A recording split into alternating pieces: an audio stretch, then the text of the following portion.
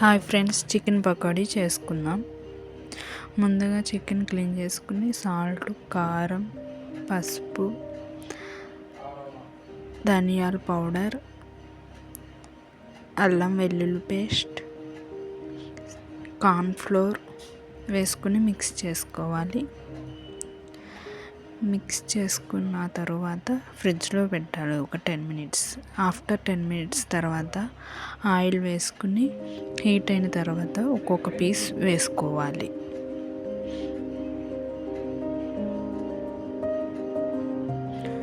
ఒక్కొక్క పీస్ నెమ్మదిగా వేసుకుని ఫ్రై చేసుకోవాలి.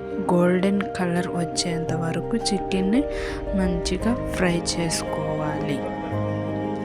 ఫ్రై అయిన తర్వాత